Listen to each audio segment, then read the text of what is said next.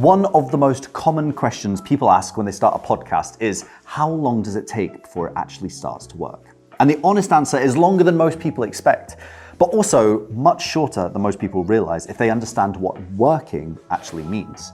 You see, the mistake that many businesses make is measuring success using the wrong signals in the early months. They maybe look at downloads and they look at subscribers, they look at audience growth, and when those numbers don't explode immediately, they assume the podcast isn't working. But that's not really how B2B podcasts work. In the first 3 months, the real goal isn't growth, it's credibility. Your first handful of episodes are proving the concept. You're establishing the tone of the show, figuring out the format, getting comfortable as a host, and building the first layer of social proof. At this stage, the audience will probably be small, and that's completely normal. What matters is that the show looks and feels real. The next phase, maybe 3 to 6 months, is where the relationships start forming. By this point, you're probably recorded somewhere between 6 and 12 episodes. You've had meaningful conversations with founders or business leaders.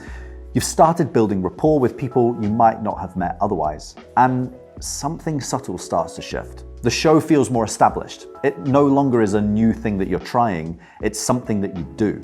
And then somewhere around the 6 to 12 month mark, the compounding effects start to begin.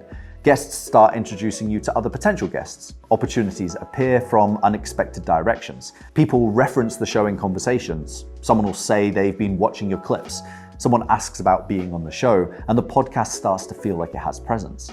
Now here's where the real value starts to appear, because by this point, you've probably had 20 or so meaningful conversations with the kind of people you want in your network. Even if none of them become clients immediately, the relationships exist. And relationships in business rarely pay off instantly. They compound slowly and then suddenly.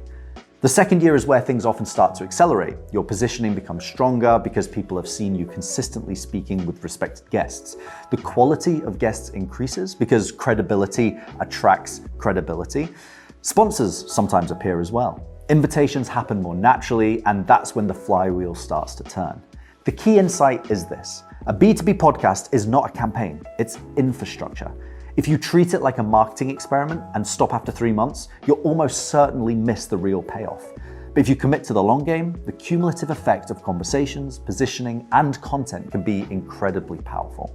So when people ask how long it takes for a podcast to work, the answer depends on what you mean by work. If you mean millions of downloads, it could take years. But if you mean building meaningful relationships, strengthening your position, and creating consistent authority in your space, then that can begin much sooner, often within the first few months. The most important thing is to start with the right expectations. Focus on great conversations, choose your guests intentionally, stay consistent, and allow the compound effect to do its job. If you are thinking about starting a podcast and want to understand what that timeline might look like for you in your business, there's a link below where you can get in touch and learn a little bit more about how we can help. We can talk you through goals and whether podcasting makes strategic sense for you. See you in the next one.